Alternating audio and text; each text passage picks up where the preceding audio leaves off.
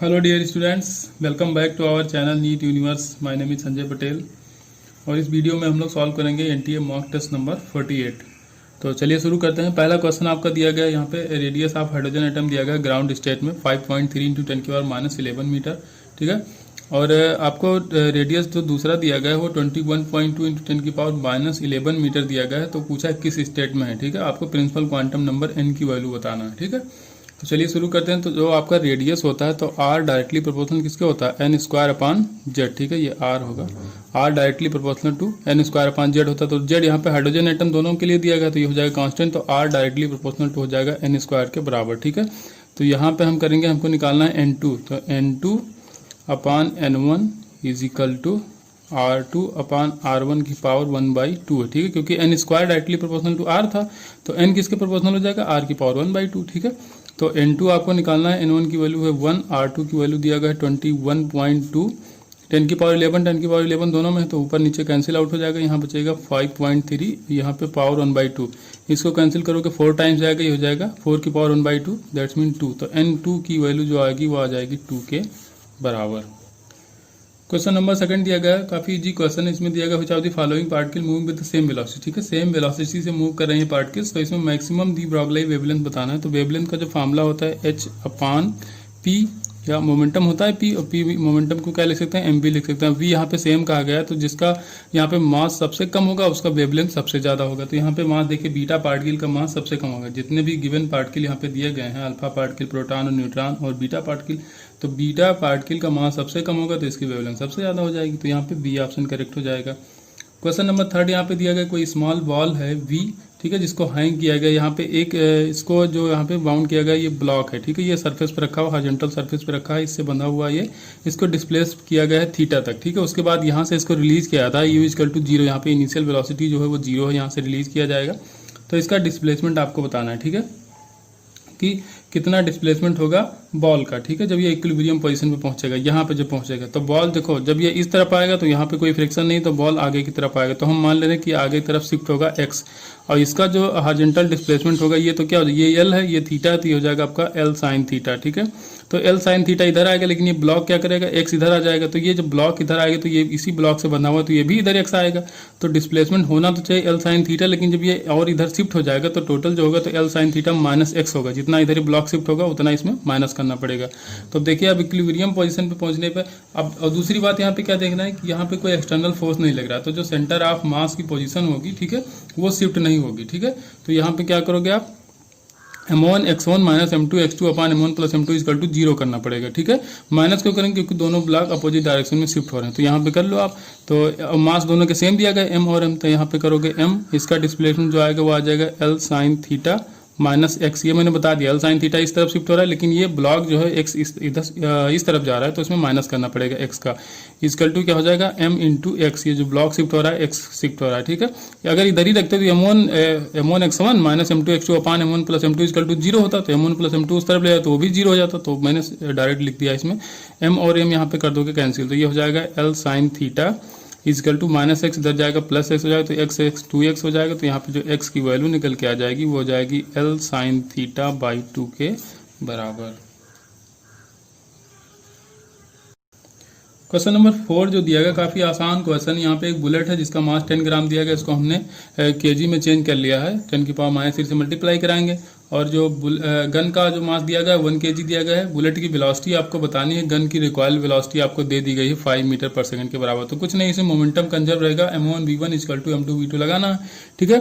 तो वेलोसिटी निकालनी है आपको बुलेट की, तो ये लिखेंगे बुलेट का मास है 10 इंटू 10 की पावर -3 इजकल टू 1 kg मास है गन का, और इसका जो वेलोसिटी है वो 5 मीटर पर सेकंड दी गई। तो वी मतलब कि जो बुलेट की वेलोसिटी होगी वो 1 इंटू 5 अपान 10 की पावर -2 हो जाएगा। यहाँ पे 10 की पावर -2 ऊपर जाएगा 10 की पावर +2 हो जाएगा, तो यहाँ पे आ जाएगा 500 मीटर पर सेकंड के बराबर। क्वेश्चन नंबर 5 दिया गया है, यहाँ पे देखिए कोई एक स्मूथ वर्टिकल सर्किल है, यहाँ पे कोई पार्टिकल रखा हुआ है, इसको स्लाइडली डिस्प्लेस किया जाता है, ठीक है। तो पूछा है किस हाइट पे पहुंचने के बाद, ठीक है, किस हाइट पे पहुंचने के बाद, यहाँ से ऊपर से पूछा गया, ठीक है, किस हाइट पे पहुंचने के बाद ये सरफेस को लीव कर देगा। तो हम मान रहे हैं कि यहाँ पे पहुंच रहा है, ठीक है, इतने हाइट पे, ये एच हाइट पे आया, यहाँ पे पहुंचा, इसमें नॉर्मल रिएक्शन लग रहा था, और इसके एम जी का कंपोनेंट करेंगे तो एम जी कॉस थीटा हो जाएगा, एम जी साइन थीटा हो जाएगा, ठीक है, ये थीटा एंगल है तो ये भी थीटा हो जाएगा। अब देखो, अब यहाँ पे पूछा है किस हाइट पे होगा, तो यहाँ पे क्या करना पड़ेगा, जब कांटेक्ट छोड़ देगा तो यहाँ पे आपका जो नॉर्मल फोर्स होगा तो नॉर्मल फोर्स हो जाएगा जीरो, ठीक है, नॉर्मल फोर्स क्या हो जाएगा जीरो। तो इसको हमको करना है बैलेंस, तो यहाँ पे क्या लग रहा है, m g cos theta minus normal force, और ये किसके बराबर हो जाएगा, m b square upon r के बराबर हो जाएगा, ठीक है। यहाँ पे वेलोसिटी कुछ गेन करेगा, तो यहाँ से अब जब ये कांटेक्ट छोड़ेगा तो भाई नॉर्मल फोर्स कब लगता है, जब कांटेक्ट होता है, कांटेक्ट खत्म तो नॉर्मल रिएक्शन वाले फोर्स होते हैं वो जीरो हो जाते हैं, ठीक है। तो यहाँ पे ये हो जाएगा जीरो, तो m g cos theta equal to हो जाएगा m b square upon r, m और एम यहाँ पे हो जाएंगे कैंसिल, तो यहाँ पे वी स्क्वायर की वैल्यू हो जाएगी आपकी आर जी कॉस थीटा के बराबर, ठीक है। अब क्या करना है, अब यहाँ पे देखिए जो पोटेंशियल एनर्जी यहाँ पे रहेगी वो यहाँ पहुँच के काइनेटिक एनर्जी में चेंज होगी, तो पोटेंशियल एनर्जी यहाँ पे कितनी रहेगी, एम जी एच, और यहाँ पे ये चेंज हो जाएगी काइनेटिक एनर्जी में हाफ एम वी स्क्वायर की वैल्यू ये रख दो आप R G cos of theta, ठीक है। अब इसको हम डायरेक्टली बता देंगे, ये एम और एम यहाँ पे कैंसिल आउट हो जाएगा, जी और जी भी कैंसिल आउट हो जाएगा, तो एच जो आएगा आपका 1/2 आर कॉस थीटा, ठीक है, यहाँ पे आ जाएगा कॉस थीटा। अब कॉस थीटा की वैल्यू यहाँ से आप निकाल लो, ठीक है।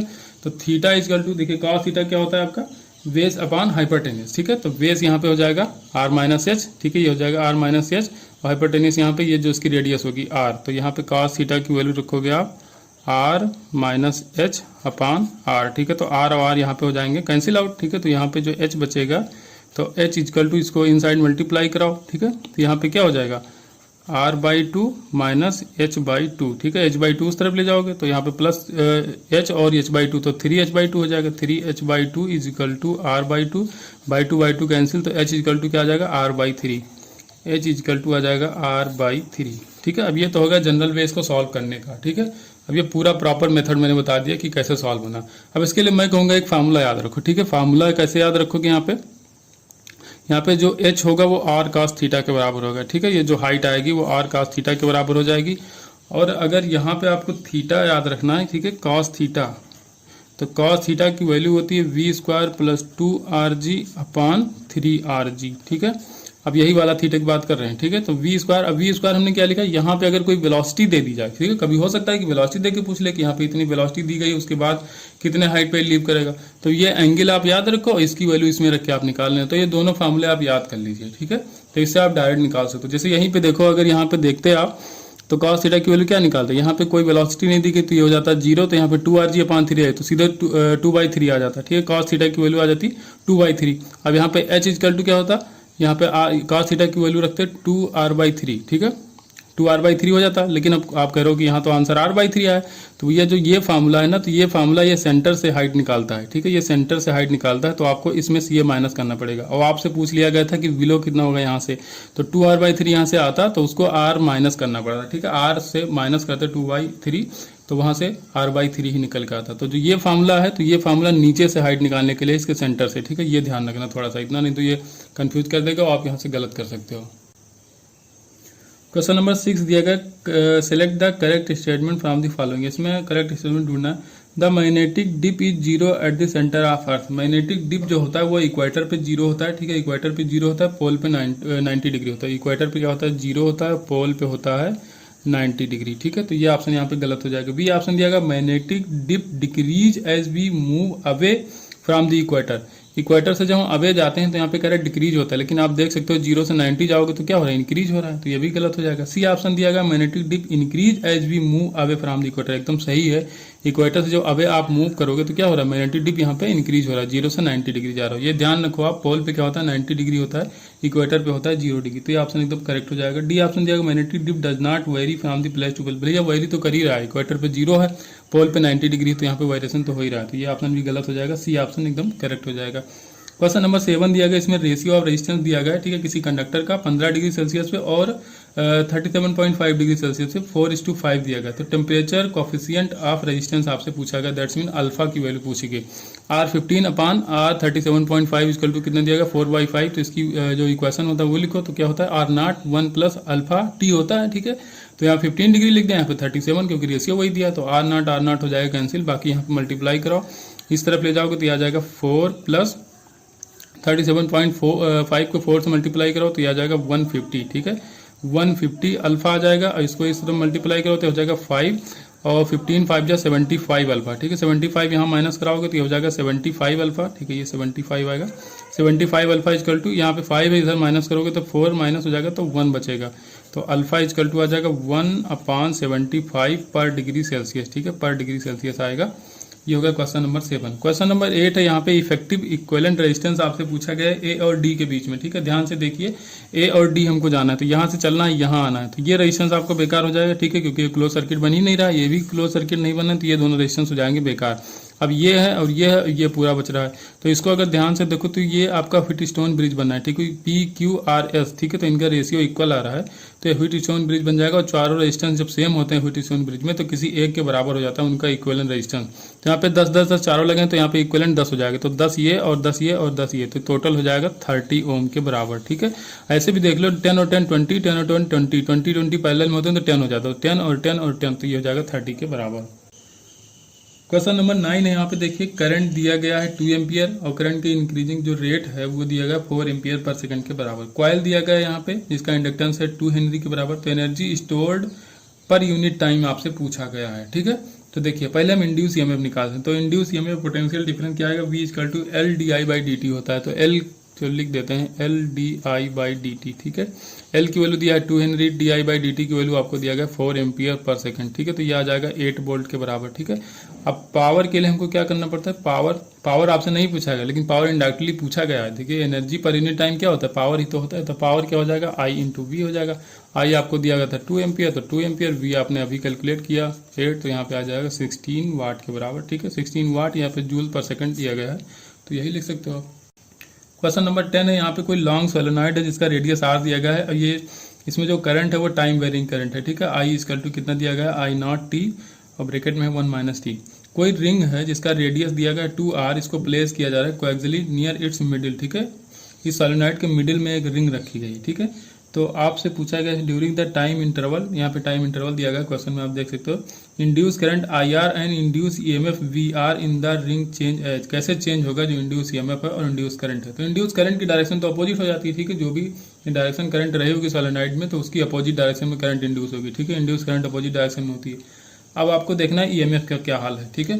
तो चलिए EMF के लिए हमको क्या करना पड़ेगा, पहले हमको फ्लक्स देखना पड़ेगा, ठीक है। फ्लक्स से ही देखेंगे हम लोग, फ्लक्स में जो चेंज आएगा वही आपका EMF होता है, ठीक है, d∅/dt। तो पहले फाई के लिए हम क्या करेंगे, तो फाई इक्वल टू होता है आपका V × A, ठीक है। तो सोलेनॉइड की बात की जाए तो फाई इक्वल टू यहाँ पे क्या हो जाएगा, V की वैल्यू होती है सोलेनॉइड के लिए μ0 N I, ठीक है। यहाँ पे A पहले दिया गया तो A भी रख लो। अब आपको क्या करना है, यहाँ पे रखो μ0 N A और I की वैल्यू ये वाली रखो, ठीक है। तो ये रखोगे I0 t, इनसाइड हम मल्टीप्लाई करा दे रहे हैं, ठीक है। I0 t हो जाएगा और यहाँ पे -12 I0 t स्क्वायर हो जाएगा, ठीक है। I0 तो I0 तो कांस्टेंट है, उसको बाहर ही लिख सकते हो, कोई दिक्कत नहीं। μ0 N A I0 को ले लो बाहर और यहाँ पे हो जाएगा t - t स्क्वायर, ठीक है। ये तो हो गया आपका फाई। अब E की वैल्यू या VR की वैल्यू जो होगी -d∅/dt होगी, तो -d∅/dt, तो इसको डिफरेंशिएट कर लो, लिखने की क्या जरूरत है। तो यहाँ पे तो μ0 N A और I0 ये तो है कांस्टेंट, और इसका जब डिफरेंशिएशन करोगे तो t का क्या हो जाएगा, d∅/dt करना है तो t का हो जाएगा 1 और t स्क्वायर का हो जाएगा 2t के बराबर, ठीक है। ये आ गया आपके VR की वैल्यू। अब देखो VR 0 कब होगा, VR की अगर 0 की बात की जाए 0 कब होगा, तो t की वैल्यू कितनी रख दें कि 0 हो जाएगा, ठीक है। या अगर ऐसे आप VR की वैल्यू 0 रखो तो ये पूरा टर्म हो जाएगा 0, तो 1 - 2t इक्वल टू आ जाएगा 0। यहाँ से देख सकते हो t इक्वल टू 1/2, मतलब t इक्वल टू 1/2 या 0.5 सेकंड पे क्या हो जाएगा, VR की वैल्यू 0 हो जाएगी।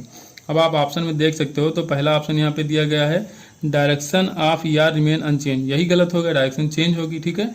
और तो यही गलत हो गया। 0.5 सेकंड पे यहाँ पे कहा गया कि VR मैक्सिमम होगा, जबकि 0.5 सेकंड पे VR क्या है, यहाँ पे 0 के बराबर है।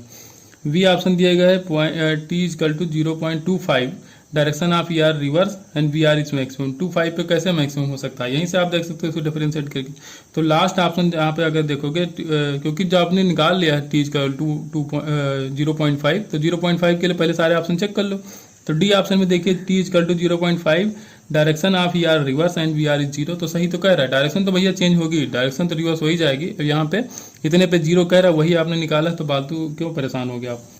क्वेश्चन नंबर 11, यहाँ पे कोई ऑयल ड्रॉप है जिसके पास चार्ज है 2 इलेक्ट्रॉन के बराबर और उसका मास है 3.2 इंटू 10 के पावर -17 kg के बराबर। ये फ्रीली फॉल हो रहा है, ठीक है, टर्मिनल वेलोसिटी से। टर्मिनल वेलोसिटी मतलब कि जितने इसका विस्कस फोर्स ऊपर लग रहा है वो किसके बराबर हो जाएगा, mg के बराबर। तभी तो कांस्टेंट वेलोसिटी होगी, कांस्टेंट वेलोसिटी से नीचे गिर रहा है तो विस्कस फोर्स ऊपर लग रहा है, mg नीचे लग रहा है, तो दोनों इक्वल होंगे तभी उसकी वेलोसिटी में कोई चेंज होगा। क्योंकि टर्मिनल वेलोसिटी क्या होती है भाई, उसमें कुछ चेंज नहीं आएगा, एक वेलोसिटी अटेन हो जाएगा, उसके बाद ना घटेगी ना बढ़ेगी।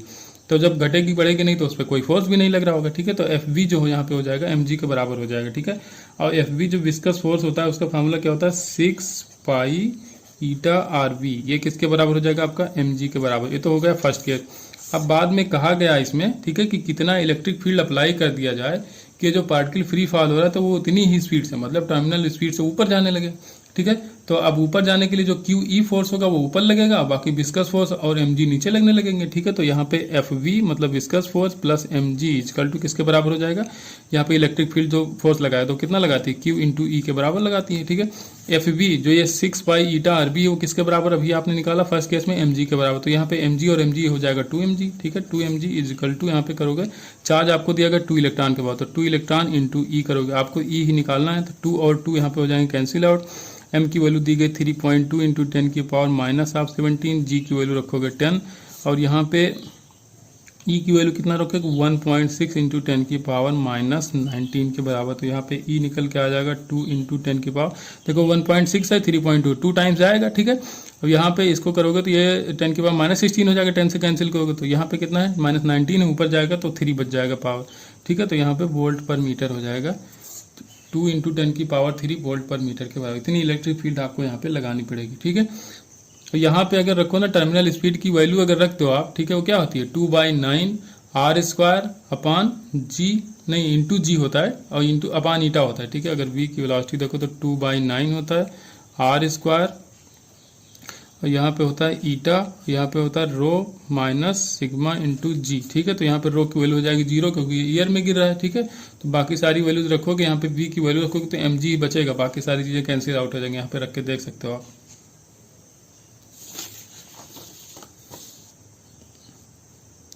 क्वेश्चन नंबर 12 है, यहाँ पे 2 इक्वल आइडेंटिकल कैपेसिटर हैं, ठीक है। कैपेसिटी दी गई है इनका 5 माइक्रोफैरड। तो इनका पोटेंशियल जो जिससे चार्ज हुए ये पहले का है 2 किलो वोल्ट और दूसरे का 1 किलो वोल्ट दिया गया है, ठीक है, रेस्पेक्टिवली कहा गया इसमें।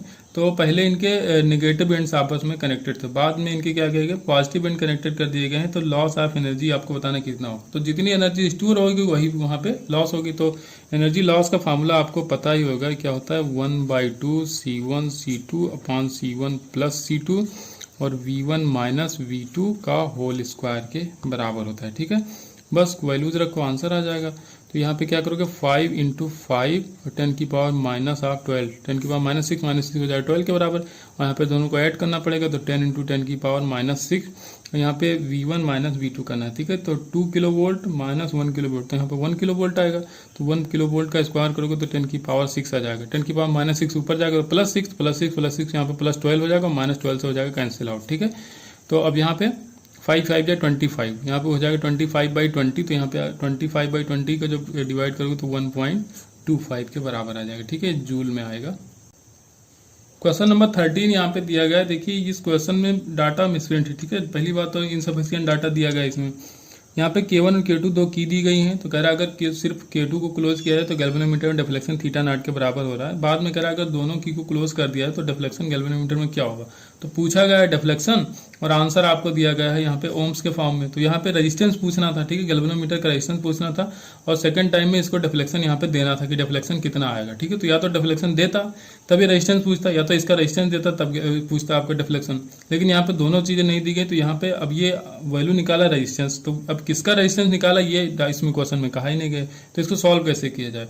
और इसका सोल्यूशन अगर आप देखोगे तो यहाँ पे डिफ्लेक्शन जो बाद में दिया गया जब दोनों की को क्लोज करो तो θ0/5 यहाँ पे रख के सॉल्व किया गया। तो वो रख के अगर सॉल्व करोगे आप तो यहाँ पे गैल्वेनोमीटर का रेजिस्टेंस निकाल सकते हो आप। R= यहाँ पे आएगा 22 ओम के बराबर। तो यहाँ पे ये करके देखना, या तो ये क्वेश्चन भैया मिसप्रिंट है, इसको आप छोड़ सकते हो, ठीक है। क्वेश्चन नंबर 14 यहाँ पे दिया गया रेडियस ऑफ अर्थ कह रहा श्रिंक हो जा रही 1%। इसका मास अगर सेम है तो वैल्यू ऑफ जी आपको बताना है। तो G= क्या होता है जी इजकल टू होता है G M upon R square, ठीक है। आर में चेंज हो रहा है तो यहाँ पे निकालना आपको जी में कितना चेंज होगा, तो D G upon G into 100 equal to क्या करोगे, आर ऊपर ले जाओगे तो आर के पावर -2 हो जाएगा, डिफरेंशिएट करोगे तो यहाँ पे आ जाएगा -2 D R by R into 100 के बराबर। तो यहाँ पे दिया गया इसको 1%, तो D G upon G into 100 क्या आ जाएगा -2 इंटू 1, तो ये हो जाएगा 2%। अब इंक्रीज करेगा डिक्रीज, तो या तो आप सीधे देख सकते हो यहाँ पे रेडियस अगर कम करोगे तो जी क्या होगा, बढ़ेगा, क्योंकि इनवर्स रिलेशन, तो यहाँ पे 2% से इंक्रीमेंट हो जाएगा जी में, ठीक है। क्वेश्चन नंबर 15 दिया गया है, कोई पर्सन जंप कर सकता है अर्थ सरफेस पे 2 मीटर के बराबर, तो कह रहा है कि वो कितना जंप कर पाएगा उस सैटेलाइट के ऊपर जहाँ पे एक्सेलरेशन ड्यू टू ग्रेविटी दिया गया है 1.96 मीटर पर सेकंड स्क्वायर के बराबर। तो जंपिंग जो हाइट होता है वो इनवर्सली प्रोपोर्शनल टू जी होता है, ठीक है। जी जितना ज़्यादा होगा उतना कम हाइट तक आप जंप कर पाओगे। तो यहाँ पे आपको पूछा गया है एच की वैल्यू, ठीक है। तो H2 upon H1 is equal to हो जाएगा G1 अपान G2 के बराबर, ठीक है। H2 आपको निकालना है, H1 दिया गया 2 मीटर, अर्थ सरफेस पे कितना हो सकता है 2 मीटर, तो अर्थ सरफेस का जो ग्रेविटी दिया गया 9.8 रखो, ठीक है, क्योंकि ये जो वैल्यू दी गई 9.8 से आसानी से कैंसिल आउट होगी 1.96, ठीक है। तो अब क्या करोगे आप H2 की वैल्यू, बस इसको कैलकुलेट करो, यहाँ पे 10 मीटर आ जाएगा, ठीक है। ये आ जाएगा आपका 10 मीटर के बराबर। क्वेश्चन नंबर 16 यहाँ पे दिया गया है, temperature difference of the 120 degree Celsius दिया गया है, मेंटेन विद 2 एंड। यहाँ पे जो 2 एंड दिए गए हैं ए और बी, यहाँ पे जो टेम्परेचर का डिफरेंस है 120 डिग्री सेल्सियस दिया गया है, ठीक है। और लेंथ जो दिया गया वो 2L के बराबर दिया गया है। अब यहाँ पे अनादर बेंट रॉड है जो PQ है, ठीक है, सेम क्रॉस सेक्शनल एरिया है, ठीक है, और उसका जो लेंथ दिया गया 3L/2 दिया गया, ये P और Q, ये P पॉइंट है, ये Q है, तो यहाँ से चलोगे तो ये 3L/2 है, तो यहाँ से यहाँ तक L है तो ये भी L होगा। अब यहाँ पे 3L/2 तो L/4 हो जाएगा, और ये भी हो जाएगा आपका L/4, ठीक है। अब इसको कनेक्ट किया गया। अब इन स्टीडी स्टेट का temperature difference between P and Q, ठीक है, P और Q के बीच टेम्परेचर डिफरेंस आपको बताना है, ठीक है। तो इसको हम लोग करंट इलेक्ट्रिसिटी मेथड से लगाएंगे, ठीक है। जैसा जैसा लेंथ दिया है तो जो आपका रेजिस्टेंस होता है R क्या होता है, रो L अपान A के बराबर, cross sectional area same material तो रो भी सेम, तो जो R होगा वो डायरेक्टली प्रोपोर्शनल टू L हो जाएगा। तो जितना लेंथ होगा उस हिसाब से आप रेजिस्टेंस मान लो, तो यहाँ पे L/4 है तो यहाँ रेजिस्टेंस मान लो R/4 है, ये L के बराबर, तो यहाँ पे रेजिस्टेंस R हो जाएगा, और यहाँ पे फिर से हो जाएगा R/4, ठीक है। अब टेम्परेचर डिफरेंस पूछा गया तो हम पोटेंशियल डिफरेंस निकाल लेंगे, बस आपका काम हो जाएगा। तो यहाँ पे क्या है, ये भी R/2 हो जाएगा, ये हो जाएगा R, और यहाँ पे हो जाएगा R/2, ठीक है। क्या लिख देते हैं R/2, या जहाँ L/2 हो तहाँ पे R/2 हो जाएगा। अब यहाँ पे निकाल लो करंट, ठीक है, करंट निकालो, फिर पर यूनिट ड्रॉप निकाल लो, फिर इसके लेंथ से मल्टीप्लाई कराओ तो यहाँ पे ड्रॉप निकल आएगा, ठीक है। तो पहले करंट निकालने के लिए हमको इक्विवेलेंट रेजिस्टेंस चाहिए, तो ये हो जाएगा आपका R/2 यहाँ पे, तो R/2 तो हो जाएंगे R, ठीक है, और प्लस अब ये दोनों हो जाएंगे पैरेलल में, तो ये हो जाएगा आपका R, और ये R/4 तो हो जाएंगे R/2, तो ये हो जाएगा आपका टोटल 3R/2, ठीक है। जितनी लेंथ थी 3L/2 थे, तो इसका रेजिस्टेंस हो जाएगा 3R/2, और पैरेलल में है इस L के साथ, तो ये R के साथ पैरेलल में है, तो यहाँ पे लिखो 3R/2 इंटू R अपान 3R/2 प्लस R, ठीक है। तो इसको सॉल्व करोगे तो ये क्या आ जाएगा आपका 8R/3 आ जाएगा, ठीक है, 8R/5 आएगा, ठीक है। सॉल्व करके देखो 8R/5 आएगा, क्योंकि यहाँ पे जब देखोगे तो यहाँ पे क्या हो जाएगा, इसके साथ जब एलसीएम लोगे तो 3R/2 प्लस R, ठीक है, ये आएगा एलसीएम में, इसके साथ मल्टीप्लाई कराओगे, ठीक है, फिर इसको ऐड करके जब करोगे तो 8R/5 ही आएगा, ठीक है। तो ये आ जाएगा इक्विवेलेंट रेजिस्टेंस। अब अगर करंट देखा जाए, टोटल करंट यहाँ से जो पास होगी, ठीक है, तो करंट जो हो गया थर्मल करंट बोल सकते हो इसको, तो I इक्वल टू क्या हो जाएगा, यहाँ पे जो टेम्परेचर डिफरेंस दिया गया है, ठीक है, टेम्परेचर डिफरेंस कितना दिया गया 120 डिग्री दिया गया, पोटेंशियल डिफरेंस रखना होता है तो उसकी जगह हम लोग टेम्परेचर डिफरेंस रख लेंगे, ठीक है, अपान R करोगे, R कितना है आपका 8R/5, ठीक है, ये आ गया आपका रेजिस्टेंस, ठीक है। तो ये टोटल करंट आ गई। अब अगर टोटल करंट है, इसको उस पार्ट के रेजिस्टेंस से अगर हम लोग मल्टीप्लाई करा दें जहाँ पे हमको डिफरेंस चाहिए, ठीक है, पोटेंशियल डिफरेंस इसका निकालना, उस पार्ट के रेजिस्टेंस से मल्टीप्लाई करा दें तो वहाँ से ड्रॉप निकल के आ जाएगा, ठीक है। तो देखो ये आ गई करंट। अब हमको ड्रॉप चाहिए, ठीक है, तो ड्रॉप PQ, तो PQ को हम लिख सकते हैं टेम्परेचर डिफरेंस, तो TP माइनस TQ, वही आपको बताना। तो ये क्या हो जाएगा I इंटू R, I की वैल्यू आपने निकाला 120 अपान 8R/5, और यहाँ पे जो रेजिस्टेंस, तो इन दोनों पॉइंट के बीच का रेजिस्टेंस कितना है भाई, ये 3R/2 और ये R पैरेलल में है, तो इसकी वैल्यू रख दो, तो ये कितना आ जाएगा 3R/5, ठीक है। बस आपको कुछ नहीं करना, आप इसको सॉल्व करो, आपका आंसर आ जाएगा। तो जो यहाँ पे थोड़ा सा और इसको सिंप्लीफाई करें, 5 और 5 हो जाएगा कैंसिल, R से R कैंसिल आउट हो जाएगा, 8 से इसको कैंसिल आउट करो तो 8 1 जा 8, तो यहाँ पे बचेगा 4 या 40 हो जाएगा, 8 5 जा 40, तो यहाँ पे आ जाएगा 15, 15 इंटू 3 तो आ जाएगा 45, ठीक है। तो यहाँ पे कितना आ जाएगा 45 डिग्री सेल्सियस। अब देखिए करंट इलेक्ट्रिसिटी से हमने लगाया, तो यहाँ पे अगर करंट दिया होता तो 45 वोल्ट आता, लेकिन यहाँ पे लिखोगे आप 45 डिग्री सेल्सियस के बराबर। क्वेश्चन नंबर 17 है, यहाँ पे टेम्परेचर ऑफ इक्वल मास दिए गए 3 डिफरेंट लिक्विड दिया गया A, B and C. Temperature का दिया गया 12 degree Celsius, 19 degree Celsius and 28 degree Celsius respectively.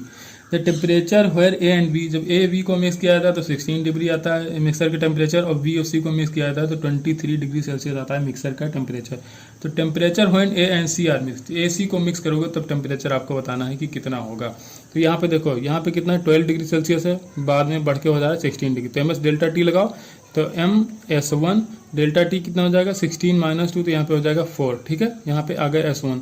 अब अगर ए बी को हमने मिक्स किया तब की, अब यहाँ पे क्या होगा, ये है 19 डिग्री, तो इसका टेम्परेचर फॉल होगा, तो इसको लगाओगे तो यहाँ पे हो जाएगा M, इसका जो स्पेसिफिक जो टेम्परेचर कांस्टेंट है वो S2 के बराबर, तो MS2 डेल्टा टी, तो 19 डिग्री 16, तो यहाँ पे आ जाएगा 3, तो यहाँ पे हो जाएगा MS1 4 equal to MS2 3। M और M कैंसिल आउट हो जाएंगे, तो S1 अपान S2 की वैल्यू आ जाएगी 3/4। ठीक है, ये यूज होगा वैल्यू। अब देखो VC को मिक्स करा रहा हो तो VC की फिर से MS डेल्टा टी लगाओ, तो यहाँ पे MS डेल्टा टी लगाओ, मास का आ रहा था सेम था। ठीक है, तो MS यहाँ पे S2 लिखोगे, डेल्टा टी 19 से आ रहा है 23 डिग्री सेल्सियस, तो 23 - 19 करोगे तो यहाँ पे आ जाएगा 4। ठीक है, 4 ही आएगा। हाँ ठीक है। अब C का मास सबका सेम ही कहा था MS। ठीक है, S इसका मान लो S3 है, और डेल्टा टी कितना चेंज हो रहा है 28 से 23 आ रहा था, यहाँ पे 5 डिग्री का चेंज। M से M फिर से कैंसिल आउट हो जाएगा, तो S2 अपान S3 की जो वैल्यू आ जाएगी वो 5/4 आएगी। ठीक है, ये आ जाएगा S2 अपान S3। अब क्या करना है आपको, बाद में पूछा गया किसको किसको मिक्स कराना है। ए बी को करा चुके, VC, अब AC को कराना। हाँ, A और C को कराना, तो मिक्सर का टेम्परेचर आपको होता है। मिक्सर टेम्परेचर हम मान ले रहे हैं कि यहाँ पे T आएगा। ठीक है, तो यहाँ पे करोगे M रखोगे और S1 रखोगे और डेल्टा टी का आप मिक्सर का टेम्परेचर T है, तो माइनस क्या करोगे 12 डिग्री इजिकल टू C को मिक्स कराना है, तो MS3 और डेल्टा टी, तो यहाँ पे है 28 - T, क्योंकि जो मिक्सर का टेम्परेचर आएगा ये 12 डिग्री है, ये 28 है, तो इससे कम आएगा और इससे ज़्यादा आएगा। ठीक है, तो M और M यहाँ पे फिर से कैंसिल आउट हो जाएंगे, तो यहाँ पे करोगे T - 12। ठीक है, T - 12 upon 28 - T equal to S2 upon S1, S3 upon S1 आएगा। ठीक है, तो अब यहाँ पे S3 को हमको हटाना है। ठीक है, S3 को हटाना है, तो इन दोनों से निकालिए S3 की वैल्यू, तो यहाँ पे क्या है S1 अपान S2, तो यहाँ पे क्या है, इसको कर दो आप S3 अपान S2। ठीक है, S3 अपान S2, तो S1 अपान S2 की वैल्यू आई 3/4, यहाँ पे S2 अपान S3 दिया था। ठीक है, तो हमने लिख लिया S3 अपान S2। ठीक है, तो इसकी वैल्यू हो जाएगी 4/5, तो यहाँ पे कर लो 4/5, तो यहाँ पे S2 कैंसिल आउट हो जाएगा, तो S1 अपान S3 की वैल्यू आ जाएगी 15 अपान 16। ठीक है, तो यहाँ पे क्या आ जाएगा, S1 अपान S2 की वैल्यू हो जाएगी 15 अपान 16, लेकिन यहाँ पे करना है आपको S1 अपान S3 निकल के आएगा। ठीक है, यह भी क्या आ जाएगा 15 अपान 16, लेकिन S3 अपान S1 रखना है, तो यहाँ पे क्या करोगे आप 16 अपान 15 रखोगे। ठीक है, इसकी वैल्यू S3, बस इसको सॉल्व करो, तो इसको यहाँ ले जाओ, बाकी इसको इधर लाओ, तो ये हो जाएगा 15T - 12 × 15 इजिकल टू, यहाँ पे करोगे 28 × 16 माइनस हाफ 16T। 16T को इधर ले आओ। ठीक है, तो यहाँ पे क्या था आपका 15T - 15, हाँ ठीक है, कोई दिक्कत नहीं, 15 और 16 ये हो जाएगा 31T। यहाँ पे 28 × 16 और यहाँ पे जाओगे तो प्लस हो जाएगा 12 × 15। बस इसको सॉल्व करना, टी की वैल्यू आ जाएगी 20.0 डिग्री सेल्सियस, 20.02 डिग्री सेल्सियस। ठीक है, क्वेश्चन नंबर 18, यहाँ पे मोनो एटॉमिक आइडियल गैस दिया गया है, इनिशियली टेम्परेचर T1 है, इसको इंक्लोज किया गया किसी सिलेंडर के अंदर। ठीक है, फ्रिक्शनलेस पिस्टन यहाँ पे लगाया गया है और एक्सपेंड करता है एडियाबेटिकली। ठीक है, टू द टेम्परेचर T2, और यहाँ पे जो लेंथ है पहले L1 था, बाद में L2 हो गया, तो length of the gas column before and after expansion respectively, then T1 upon T2। यहाँ पे T1 अपान T2 का रेशियो आपको बताना है। तो जो TV इक्वल टू क्या होता है, TV की power gamma -1 equal to constant होता है एडियाबेटिक प्रोसेस के लिए। ठीक है, आपको सारे रिलेशन याद होने चाहिए, PV TB और यहाँ पे P × T का। तो यहाँ पे TV यूज करना, तो TV का होता है TV की power gamma -1 equal to constant होता है। ठीक है, तो यहाँ पे आपको चाहिए T1 अपान T2, तो यहाँ पे करोगे T1 अपान T2, यहाँ पे इन्वर्सली जाएगा। ठीक है, तो यहाँ पे हो जाएगा V2 अपान V1 की पावर गामा -1। ठीक है, तो T1 अपान T2, या T1 रहेगा यार, T2 अपान T1। अब V2 अब देखिए क्रॉस सेक्शनल एरिया दोनों का सेम है, तो यहाँ पे A करोगे इंटू L2 करोगे। ठीक है, तो एरिया इंटू लेंथ कर दोगे तो वैल्यू नहीं आ जाएगा, कोई दिक्कत नहीं, आ जाएगा। क्रॉस सेक्शनल एरिया दोनों का सेम कहा गया, L2 अपान L1। अब गामा मोनो एटॉमिक है, तो मोनो एटॉमिक के लिए क्या होता है 5/3 होता है गामा की वैल्यू, तो 5/3 - 1, A और A हो जाएगा कैंसिल आउट, L2 अपान L1 की पावर यहाँ पे 5/3 -1 करोगे तो ये हो जाएगा 2/3 के बराबर, ठीक है, 2/3। तो यहाँ पे क्या आ जाएगा, L2/L1 की वैल्यू आ जाएगी 2/3, L2/L1 की पावर 2/3, T1/T2 का जो रेशियो निकल के आ जाएगा, और यही पूछा गया था, तो ऑप्शन यहाँ पे डी करेक्ट हो जाएगा। क्वेश्चन नंबर 19 दिया गया, in the given process on an ideal gas W = 0, ठीक है, डेल्टा W जो दिया गया 0 दिया गया, डेल्टा Q लेस देन 0 दिया गया, ठीक है। तो यहाँ पे देखो फ्लॉट लगाओ, फर्स्ट लॉ ऑफ थर्मोडायनेमिक्स, तो जो dQ होता है तो क्या होता है, du प्लस dW के बराबर होता है। तो यहाँ पे dW कह दिया कि 0 है, ठीक है। और जो डेल्टा Q कहा गया यहाँ पे लेस देन 0 है, लेस देन 0 मतलब कम है, तो लेस देन 0 का मतलब क्या होगा, ये भी माइनस में आएगा। और जो आपका अगर इंटरनल एनर्जी चेंज अगर माइनस आ रहा है तो यहाँ टेम्परेचर क्या होगा, डिक्रीज होगा। तो पहला ऑप्शन यहाँ पे करेक्ट हो जाएगा, टेम्परेचर विल डिक्रीज, क्योंकि डेल्टा क्यू लेस देन 0 मतलब क्या होगा, माइनस में आएगा। और अगर डेल्टा यू माइनस में, इसका मतलब टेम्परेचर डिक्रीज होगा। इंटरनल एनर्जी अगर कम हो रही है माइनस में तो क्या होगा, टेम्परेचर घट रहा होगा।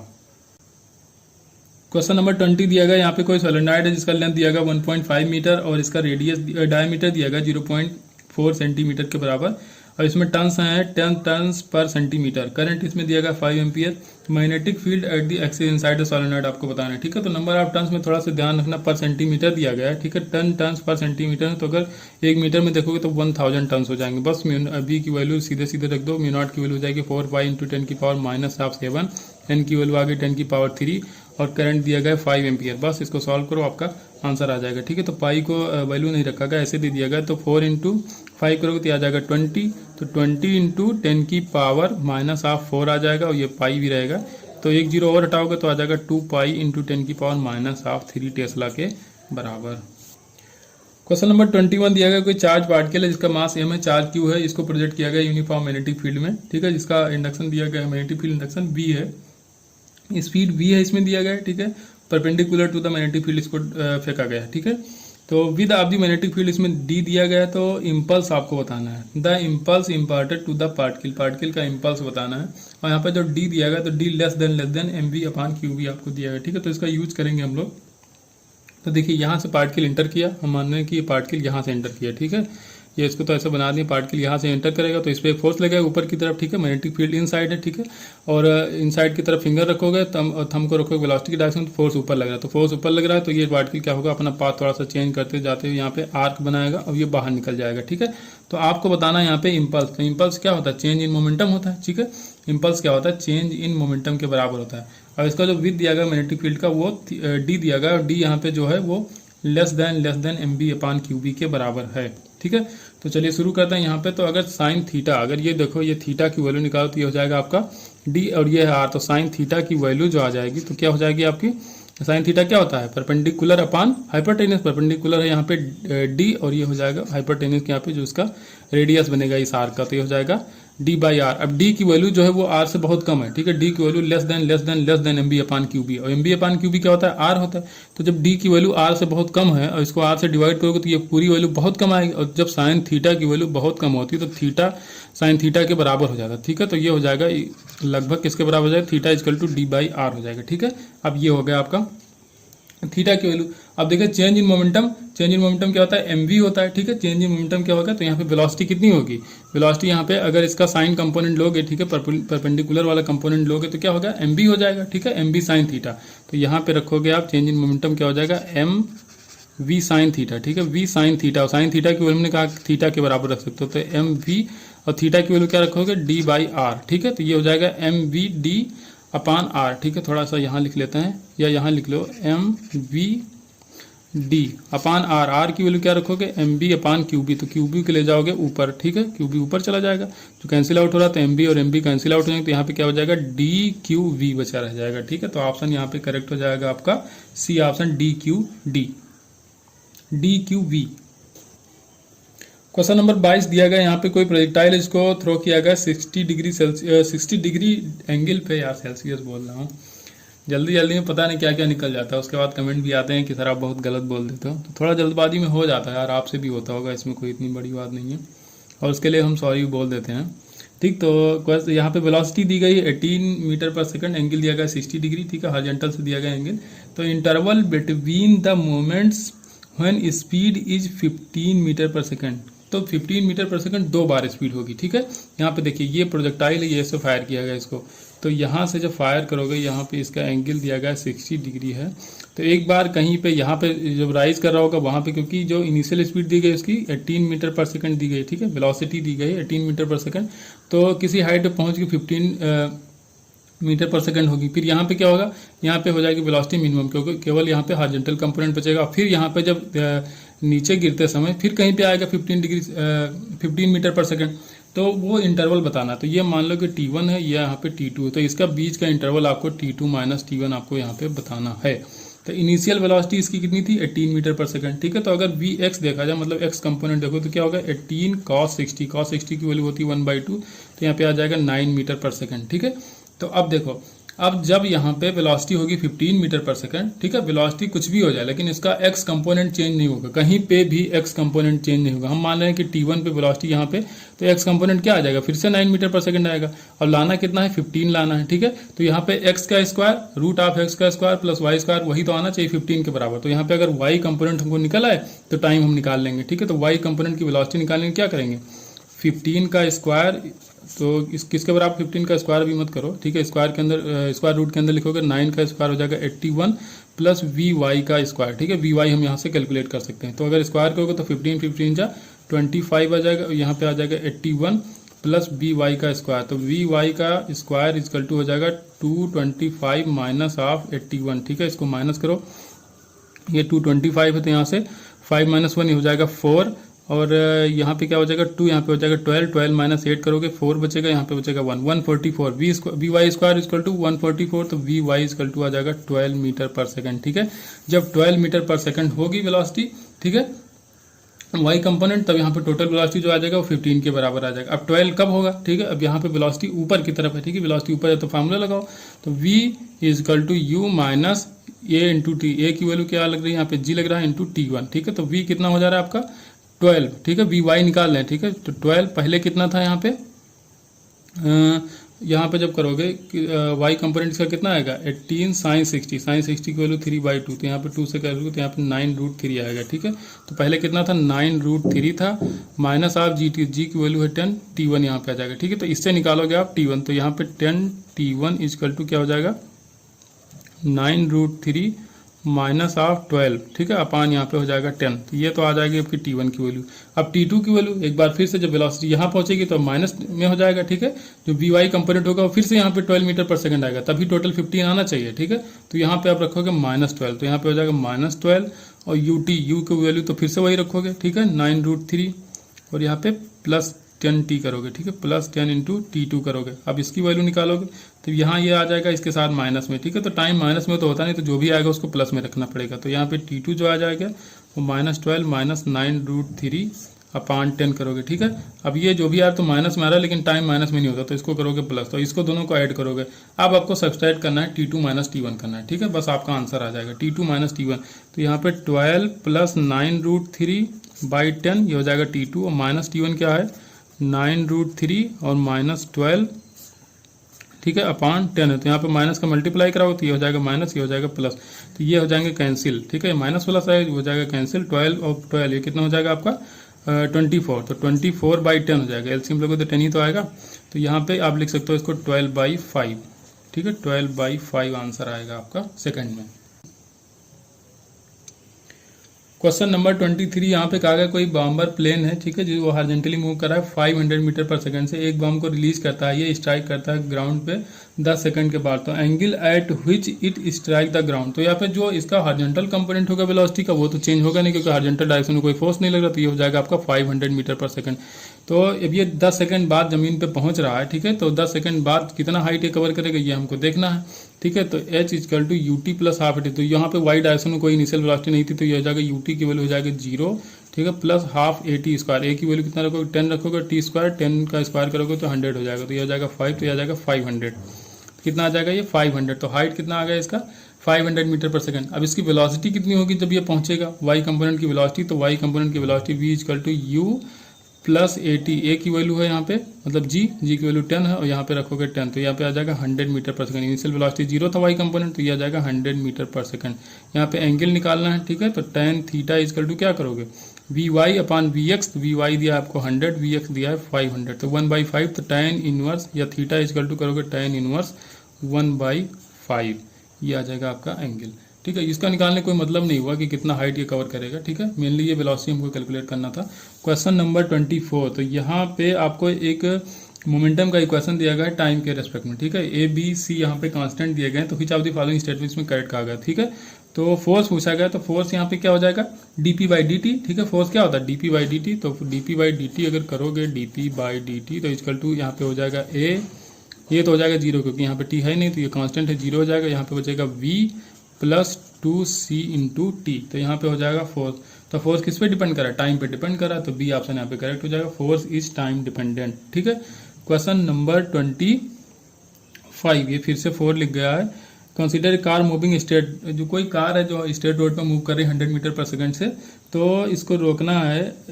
The distance eight which the car can be stop, कितने डिस्टेंस में कार को रोका जा सकता है। यहाँ पे म्यू के जो दिया गया है, ठीक है, जो आपका फ्रिक्शनल कांस्टेंट दिया गया है वो दिया गया है 0.5, तो कितने डिस्टेंस में रोका जा सकता है। तो V square equal to U square minus 2x, V square इसको करना है 0, फाइनल वेलोसिटी इसकी 0 करना है, यू स्क्वायर आपको दिया गया है 2as। अब a की वैल्यू आप क्या रखोगे, तो म्यू जी रखोगे, म्यू आपको दिया गया है। ठीक है, तो म्यू जी रखोगे, तो यहाँ पे आपको चाहिए s, तो s इक्वल टू हो जाएगा वी स्क्वायर अपॉन 2a, तो वी स्क्वायर की वैल्यू मतलब 10 की पावर 2 है, तो स्क्वायर करोगे 10 की पावर 4 हो जाएगा अपॉन 2 इंटू ए की वैल्यू क्या रखोगे, म्यू इंटू जी रखोगे, म्यू की वैल्यू है 0.5, जी की वैल्यू है 10.5 को 10 से मल्टीप्लाई कराओगे तो 5 आ जाएगा, 5 इंटू 2 करोगे 10 आ जाएगा, तो यहाँ पे 10 की पावर 3 आएगा, मतलब 1000 मीटर आ जाएगा। 1000 मीटर के अंदर उस कार को रोक सकते हो आप।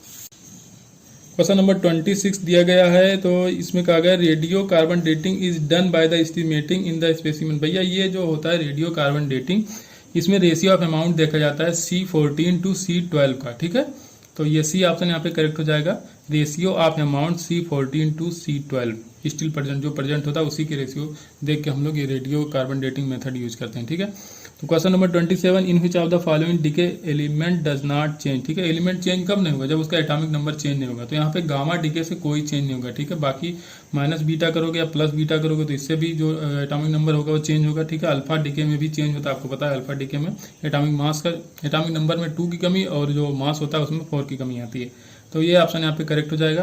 क्वेश्चन नंबर 28 देखोगे तो यहाँ पे एक्स ग्राफ आपको दिया गया है। ठीक है, और t इक्वल टू 2/3 सेकंड दिया गया, तो एक्सेलरेशन आपसे पूछा गया, तो ये साइन का ग्राफ है, जो ग्राफ आपको दिख रहा है ये साइन का ग्राफ है, तो x इक्वल टू अगर पोजीशन टाइम ग्राफ देखा जाए तो a हो जाएगा साइन ओमेगा t। ठीक है, इसको डिफरेंशिएट करो तो dx अपॉन dt भी हो जाएगा, ये हो जाएगी वेलोसिटी। ठीक है, वेलोसिटी हो जाएगा तो आपका a omega cos omega t आ जाएगा, फिर से इसको डिफरेंशिएट करो। ठीक है, dx2 अपॉन dt2। ठीक है, तो ये आ जाएगा आपका एक्सेलरेशन, तो ये हो जाएगा a ओमेगा स्क्वायर। ठीक है, पहले क्या होगा कॉस ओमेगा का माइनस साइन होगा। ठीक है, तो माइनस साइन ओमेगा टी। ठीक है, फिर ओमेगा टी का करोगे तो ओमेगा आ जाएगा, तो मैंने डायरेक्ट लिख दिया minus a omega square sine omega t. ठीक है, अब यही आपको चाहिए एक्सेलरेशन। ठीक है, तो अब यहाँ से कैलकुलेट करिए इसको, तो ए इक्वल टू, अब देखिए एम्पलीट्यूड कितना दिया गया, ए दिया गया 1 दिया गया। ठीक है, एम्पलीट्यूड 1 है, तो -1 ओमेगा की वैल्यू कितनी दी गई। ठीक है, अब ओमेगा आपको यहाँ पे कैलकुलेट करना पड़ेगा। ओमेगा कैसे कैलकुलेट करो, टाइम पीरियड दिया गया, एक वेव यहाँ से यहाँ कंप्लीट हो रही है 8 सेकंड दिया है। ठीक है,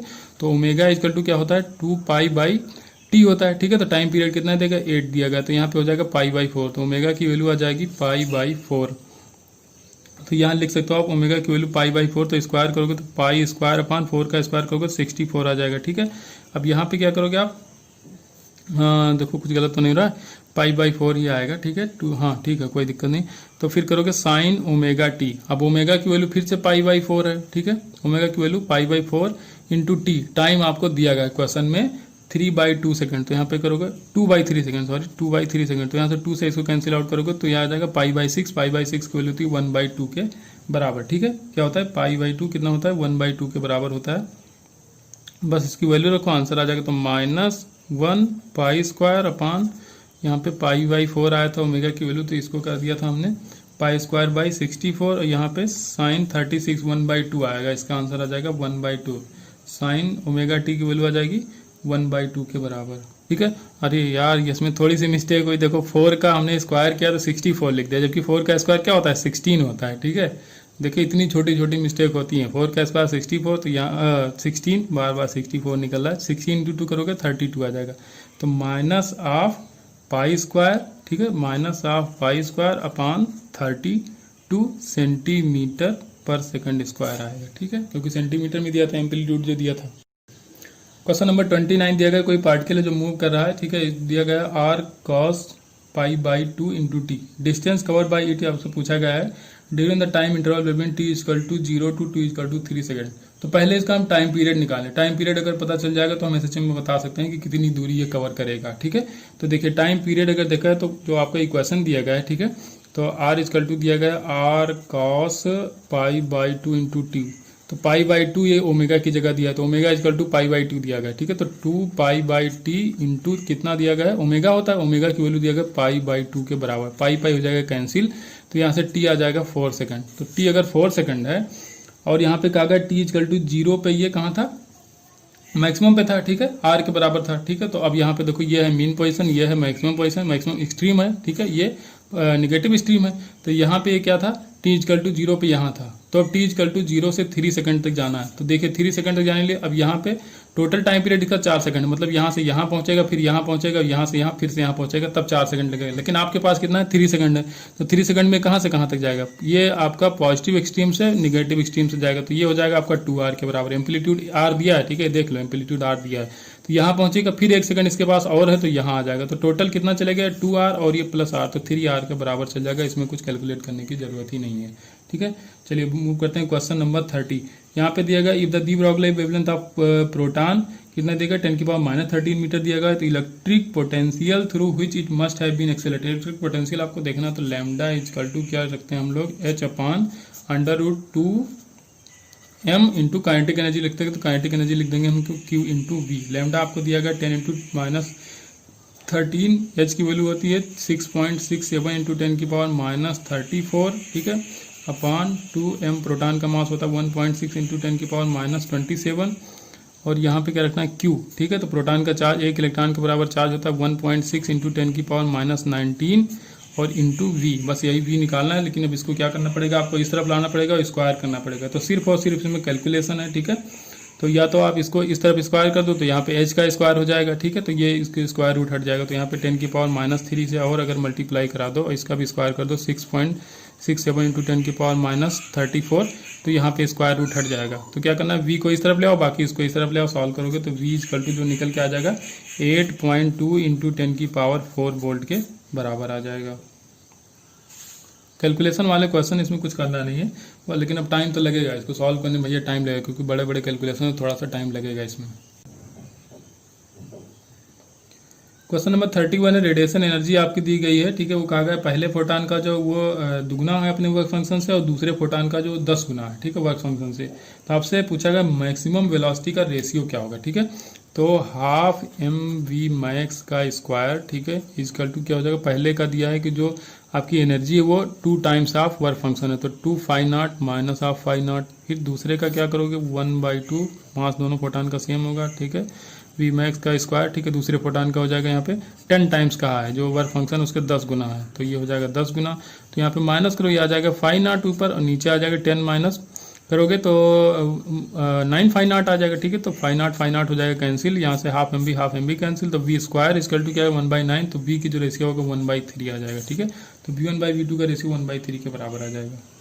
क्वेश्चन नंबर 32 है, कह रहा है if the pressure at half the depth of the lake is 2/3 the pressure at the bottom of the lake, ठीक है, जो हाफ लेंथ, जैसे यहाँ पे देखो हाफ डेप्थ है, ये यहाँ पे हाफ डेप्थ है, ठीक है, तो यहाँ पे जो प्रेशर है वो कितना है 2/3 है, कितना प्रेशर एट दी बॉटम, यहाँ पे जो डेप्थ है बॉटम पे जो प्रेशर उसके 2/3, तो बस वैल्यू रखो, तो यहाँ पे जो प्रेशर होगा मानो एटमॉस्फेरिक प्रेशर जो P0 है, ठीक है, तो यहाँ पे हो जाएगा P0 प्लस ρgh, ठीक है, यहाँ पे कितना हो जाएगा P0 प्लस ρgh, पूरा फुल डेप्थ पे देख रहे हैं हम लोग, तो यहाँ पे कितना हो जाएगा h ρg या ρgh कोई मतलब नहीं, फिर यहाँ पे देखना हाफ ऑफ दी देखना हाफ डेप्थ पे, तो ये किसके बराबर है 2/3 है, ठीक है, 2/3 है किसके बराबर, पूरा जो डेप्थ है उसके 2/3, तो ये पूरे की डेप्थ हो गई यहाँ बॉटम पे, और ये किसके बराबर हाफ का डेप्थ, तो यहाँ पे हो जाएगा P0 प्लस ρg और h/2 रखोगे, इस डेप्थ पे कितना हो जाएगा h/2 हो जाएगा, बस अब इसको सॉल्व करना है 2/3 होगा 2/3 P0 प्लस 2/3 अरे यार 2/3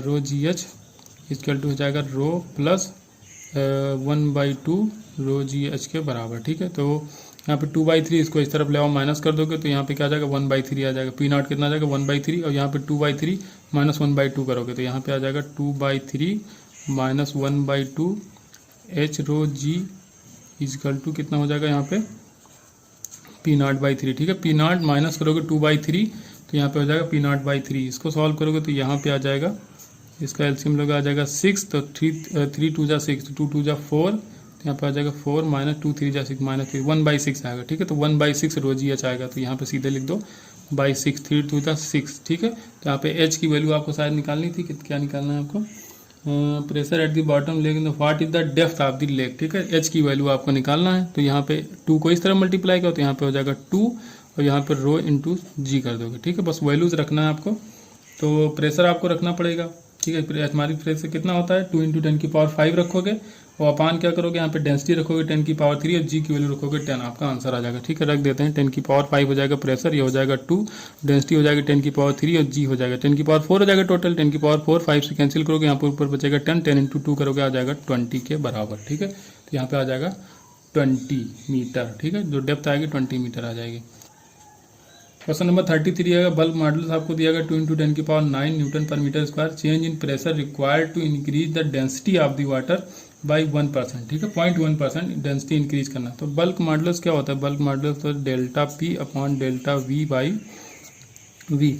अगर डेंसिटी बढ़ाना तो डेंसिटी इक्वल टू क्या होता है मास बाई वॉल्यूम, तो वॉल्यूम को कम करना पड़ेगा तो जितना परसेंट आपको डेंसिटी इंक्रीज करना है। ठीक है, change in the pressure required to increase the density, जितना परसेंट डेंसिटी आपको इंक्रीज करना है उतना परसेंट वॉल्यूम को आपको कम करना पड़ेगा। तो यहाँ पे हो जाएगा dV by V equal to delta P by V. ठीक है, इसको कितना करना है 1%, 0.1% करना है तो इसकी वजह रखो 0.1, 100 से मल्टीप्लाई करा लो। ठीक है, परसेंटेज चाहिए तो 100 से मल्टीप्लाई करा लो इसको, ये हो जाएगा। तो यहाँ पे इसको कितना करना हमको 0.1%, तो ये हो जाएगा आपका 0.1%। ठीक है, और आपको निकालना क्या है चेंज इन प्रेशर, तो डेल्टा पी चाहिए तो बस इसको मल्टीप्लाई कराओ। तो वी की वैल्यू आपको दी गई है 2 × 10 की, ये 2 है भैया, 2 × 10⁹ अपान कर दोगे 100 तो ये आ जाएगा डेल्टा पी की वैल्यू। डेल्टा पी की वैल्यू आ जाएगी 2 × 10⁶ 6 कैसे आएगा, यहाँ पे ले जाओगे तो ये माइनस कर देगा 7 हो जाएगा। ठीक है, 10⁻² ऊपर चला जाएगा तो यहाँ पे 2 × 10⁻7 बचेगा, +7 बचेगा और 0.1 भी इसमें मल्टीप्लाई करो तो 6 बचेगा। तो यहीं पे आ जाएगा Newton per meter square. Question number 34, यहाँ पे मटेरियल ये दिया गया है क्रिटिकल एंगल जिसका आई ए है एंड मटेरियल बी जो है उसका क्रिटिकल एंगल दिया गया आई बी और आई बी ज़्यादा है। ठीक है, जो क्रिटिकल एंगल वी का है वो ज़्यादा है आई ए से। ठीक है, ये क्वेश्चन में दिया गया है। Then which of the following is true, कौन सा इसमें कहा गया है कि ट्रू है। तो कहा गया इसमें light can be totally internally reflected when passes from B to A. कह रहा है अगर ये ए है और ये वी है तो वी से ए में अगर पास हो रहा है तो कह रहा है कि ये टोटली इंटरनली रिफ्लेक्टेड हो जाएगा। तो ये ऑप्शन गलत है। कैसे गलत है, यहाँ पे अगर म्यू की वैल्यू देखो क्या होता है 1/sin⁻θc होता है। ठीक है, मतलब क्रिटिकल एंगल की इन्वर्सली प्रोपोर्शनल होता है। जिसका क्रिटिकल एंगल ज़्यादा उसका म्यू हो जाएगा कम, तो यहाँ पे जो म्यू ए होगा वो ज़्यादा होगा म्यू बी से। ठीक है, तो अगर रेयरर से डेंसर में जा रहा है तो TIR नहीं होगा। ठीक है, रेयरर से डेंसर में यहाँ पे जा रहा है। ठीक है, रेयरर है यहाँ पे वी, ठीक है, रेयरर है यहाँ पे ए। ठीक है, तो यहाँ पे क्या हो रहा है, अरे यार रेयरर बी है डेंसर ए है। ठीक है, यहाँ पे म्यू ए का ज़्यादा है ना, तो जिसका म्यू ज़्यादा हो डेंसर मीडियम, तो रेयरर से डेंसर में जा रहा है वो कह रहा है यहाँ पे TIR हो जाएगा। तो ये ऑप्शन गलत हो जाएगा।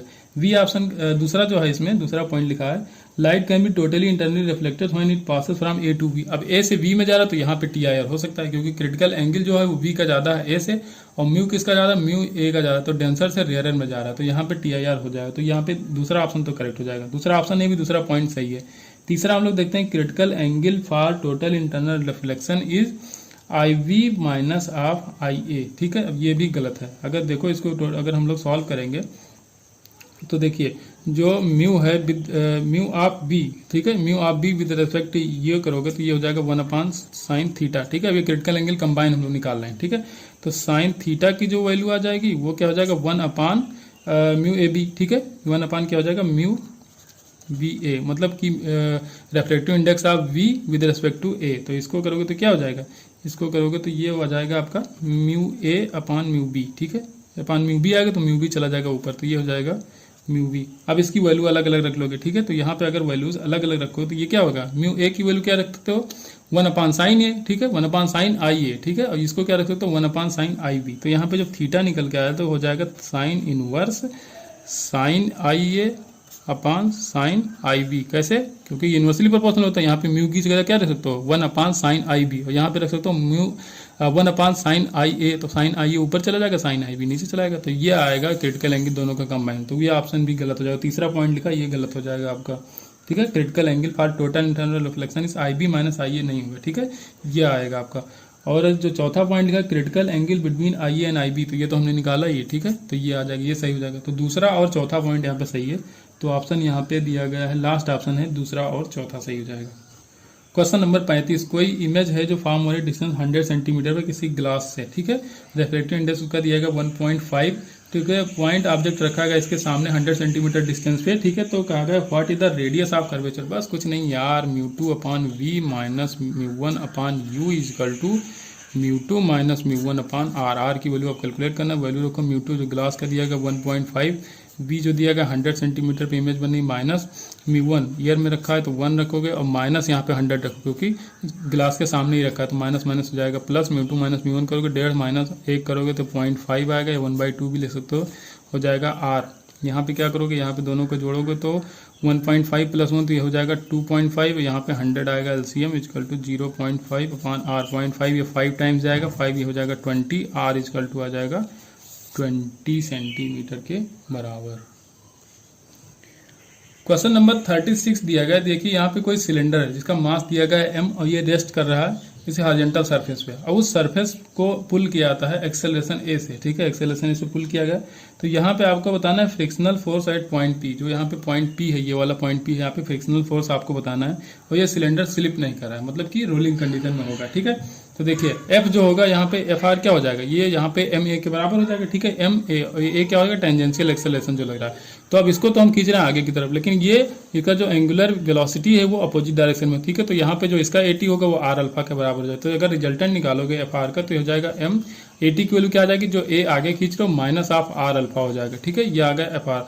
अब यहाँ पे अगर टॉर्क को बैलेंस किया है, ठीक है, टॉर्क क्या करो, टॉर्क इक्वल टू क्या हो जाएगा, आर क्लास अल्फा होता है। ठीक है, तो टॉर्क कितना लगेगा, यहाँ पे जो फ्रिक्शनल फोर्स लग रहा है एफ इंटू आर करोगे तो ये हो जाएगा टॉर्क किसके बराबर हो जाता है, आई अल्फा के बराबर। आई अल्फा, आई रखोगे सिलेंडर का M R square by 2 into alpha. R और आर यहाँ पे कैंसिल आउट हो जाएंगे, तो यहाँ पे बच जाएगा एफ, यहाँ पे हो जाएगा एम आर अल्फा बाई 2। अब इसको डिवाइड कर लो, तो यहाँ से हम ए निकालेंगे। ठीक है, फिर देखते हैं आगे क्या करना है। अब यहाँ से देखो तो एफ आर की वैल्यू जो आ जाएगी, ठीक है, एफ आर मतलब फ्रिक्शनल फोर्स क्या आ जाएगा, एम आर अल्फा बाई 2। ठीक है, अब ये हमको देखना है और निकालना तो हमको एफ है। ठीक है, और ए के फॉर्म में निकालना है, तो पहले इसको सॉल्व करो, तो एफ और एफ कैंसिल आउट हो जाएंगे, तो ये हो जाएगा M R alpha by 2 equal to हो जाएगा M A minus of M R alpha. ठीक है, इसको लाओगे तो इधर हो जाएगा 3/2 M R alpha equal to M A के बराबर, एम और एम हो जाएंगे कैंसिल, तो ए की वैल्यू आ जाएगी 3/2 आर अल्फा या अल्फा आर। तो आर अल्फा की वैल्यू लिख सकते हो 2a/3। ठीक है, आर अल्फा की वैल्यू क्या आ जाएगी 2a/3। अब यहाँ पे रख दो आर अल्फा की वैल्यू, तो यहाँ पे एफ आपको निकालना, तो एफ इजकल टू क्या हो जाएगा m/2, और आर अल्फा की वैल्यू अभी आपने निकाला 2a/3। ठीक है, तो 2 और 2 कैंसिल आउट हो जाएगा, तो यहाँ पे एफ की वैल्यू क्या हो जाएगी ma/3 के बराबर। क्वेश्चन नंबर 37, यहाँ पे कोई रॉड दिया गया जिसका मास m है और लेंथ स्मॉल l दिया गया है, इसको एक किसी एंड से हैंड किया गया है। ठीक है, जो फिगर में आपको दिख रहा है, force f is applied at distance x। ठीक है, डिस्टेंस x पे यहाँ पे एक फोर्स लगाया गया, तो acceleration of the centre of mass alpha आपको बताना है। ठीक है, अल्फा और विद x आपको बताना है कि इसका जो ग्राफ होगा वो क्या आएगा। ठीक है, तो यहाँ पे अगर एंगुलर एक्सेलरेशन की बात करें तो पहले टॉर्क देखो, तो टॉ इक्वल टू क्या हो जाएगा, आई अल्फा के बराबर हो जाएगा। टॉ इक्वल टू क्या होता है, आई इंटू अल्फा होता है, तो अल्फा आपको निकालना है, तो क्या हो जाएगा टॉ इंटू आई हो जाएगा। ठीक है, टॉ अपान आई हो जाएगा। ठीक है, अब टॉर्क कितना हो जाएगा, एफ यहाँ पे लगा रहे हो और कितनी हाइट कितनी डिस्टेंस पे लगा रहे हो, एक्स पे लगा रहे हो, तो हो जाएगा एफ इंटू एक्स। ठीक है, और आई की बात की जाए तो जो रॉड होगा उसका एंड के थ्रू क्या होता है, ml²/3 होता है, तो ml²/3 3 चला जाएगा यहाँ पे ऊपर, तो यहाँ पे जो अल्फा आएगा वो क्या आ जाएगा 3f(x) अपान ml²। इसमें सारी चीज़ें कांस्टेंट अगर देखो x को छोड़ के, तो क्योंकि x क्या वेरिएबल है, यहाँ पे किसी भी हाइट पे आप लगा सकते हो, क्योंकि इसी के बीच रिलेशन पूछेगा। 3f m और l सारे ये कांस्टेंट है, तो जो अल्फा होगा डायरेक्टली प्रोपोर्शनल हो जाएगा। ठीक है, alpha directly proportional to x आ जाएगा, तो यहाँ पे जो ग्राफ होगा वो ओरिजिन से पास होना चाहिए, तो बी ऑप्शन यहाँ पे करेक्ट हो जाएगा। स्ट्रेट लाइन आएगा क्योंकि डायरेक्टली प्रोपोर्शनल है, तो यहाँ पे बी ऑप्शन करेक्ट हो जाएगा। क्वेश्चन नंबर 38, यहाँ पे कहा गया in a forward bias PN junction diode which of the following graph is most approachedly. ठीक है, मोस्ट अप्रोचेडली पूछा गया, इसमें represented the potential barrier in the depletion region. ठीक है, तो देखिए फॉरवर्ड बायसिंग में क्या होता है, जो डिप्लेशन लेयर की विड्थ होती है वो कम हो जाती है। ठीक है, डिप्लेशन लेयर की विड्थ कम होती है, बैरियर पोटेंशियल भी कम हो जाता है। ठीक है, तो यहाँ पे अगर डी ऑप्शन देखोगे आप, ठीक है, डायरेक्ट डी ऑप्शन अगर देखोगे तो यहाँ पे क्या होता है, डिप्लेशन लेयर आपकी उसकी जो विड्थ है वो कम हो रही है। ठीक है, और बैरियर पोटेंशियल भी कम होना चाहिए। ठीक है, तो फॉरवर्ड बायसिंग में क्या होता है, डिप्लेशन लेयर की विड्थ जो होती है वो कम होती है और जो आपके बैरियर पोटेंशियल होता है वो भी कम होता है। तो डी ऑप्शन यहाँ पे करेक्ट हो जाएगा। क्वेश्चन नंबर 39 दिया गया, यहाँ पे एक ट्रुथ टेबल दी गई है, आपको बताना है कि इसमें कौन सा एक्सप्रेशन सही होगा। ठीक है, वाई आउटपुट क्या होगा, तो देखिए अब एक एक रख के चेक करना पड़ेगा। पहला ऑप्शन दिया गया है a प्लस बी होगा। ठीक है, तो a प्लस बी तो 0 प्लस 0, तो यहाँ पे 0 आना चाहिए, तो ये तो पहला गलत हो जाएगा, पहला ऑप्शन गलत। बी ऑप्शन में दिया गया है ए बी होगा। ठीक है, तो ए बी देखा है तो 0.0 का 0 आना चाहिए, फिर से 1 आ रहा है तो ये भी नहीं हो सकता। सी ऑप्शन दिया गया ए डॉट बी का बार होना चाहिए। ठीक है, तो ए डॉट बी का बार मतलब कि 0.1 का क्या आना चाहिए, 0, और उसका बार लगाओगे तो यहाँ पे यहीं देख लो 0.0 का बार लगाओगे तो 1 आना चाहिए, तो ये 1 आ रहा है। ठीक है, चलो पहले यहाँ से सही होगा। दूसरे में आते हैं, फिर 0.1 करोगे तो क्या आना चाहिए, 0 और 0 का बार होना चाहिए 1, क्योंकि ये भी गलत हो जाएगा। ठीक है, तो सी ऑप्शन भी गलत होगा। डी ऑप्शन देखिए ए प्लस बी का बार, तो ए प्लस बी का बार 0 प्लस 0 का बार लगाओगे तो 1 आएगा, सही है। 0 प्लस 1 1 आएगा, 1 का बार हो जाएगा 0, 1 प्लस 0 फिर से आएगा 1, 1 का बार 0, 1 प्लस 1 1 आएगा, 1 का बार 0, इसका मतलब ये हो जाएगा ए प्लस बी का बार। क्वेश्चन नंबर 40 है, किसी प्लेट का लेंथ दिया गया और विड्थ दिया गया, तो एरिया आपको बताना है। ठीक है, लेंथ ये दिया गया, विड्थ ये दिया गया, तो एरिया आपको बताना है। तो एरिया के लिए पहले सीधे अगर इसको मल्टीप्लाई कराओ क्या होगा, लेंथ इंटू विड्थ होता है, तो यहाँ पे जो ए की वैल्यू निकल के आ जाएगी वो हो जाएगी 5 इंटू 2, तो हो जाएगा 10 के बराबर। ठीक है, तो ये तो आ जाएगा आपका 10। और अब क्या करना है आपको, अब डी ए भी निकालना पड़ेगा, तो डी ए के लिए क्या करेंगे, तो ए इजकल टू हो जाएगा एल इंटू वी, तो यहाँ पे D A upon A equal to लिखना पड़ेगा आपको D L upon L plus D B upon V. ठीक है, तो यहाँ से आपको निकालना पड़ेगा डी ए, तो डी ए इजकल टू हो जाएगा ए into D L upon L, D L की वैल्यू दी गई 0.1 अपान एल की वैल्यू है 5 प्लस डी बी की वैल्यू 0.01 अपान जो वी दिया गया वो 2 के बराबर है। अब यहाँ पे ए निकाला था आपने 10, तो 10 से इनसाइड मल्टीप्लाई कराओ तो 0.1 है तो 1 हो जाएगा, तो 1/5 प्लस यहाँ पे हो जाएगा 0.1, तो पॉइंट ऊपर हटाओ तो नीचे हो जाएगा 20, तो यहाँ पे हो जाएगा 1/20, इससे निकालोगे डी ए। ठीक है, तो डी ए इसको कैलकुलेट को आ जाएगा 0.25 सेंटीमीटर स्क्वायर। ठीक है, आ जाएगा डी ए। तो जब आपका एरिया आप निकालोगे तो क्या लिखोगे आप ए, तो ए की वैल्यू आपने निकाला 10 प्लस माइनस डी ए की वैल्यू आएगी 0.25 के बराबर। ठीक है, सेंटीमीटर स्क्वायर आएगा, तो ऑप्शन ए करेक्ट हो जाएगा। क्वेश्चन नंबर 41 है, which of the following pairs of the physical quantity does not have the same dimension formula. ठीक है, तो वर्क और टार्क का जो डायमेंशन फार्मूला सेम होता है, एंगुलर मोमेंटम और प्लैंक कांस्टेंट का भी सेम होता है, इतना तो याद होता है सबको यार, इसमें क्या बताऊं।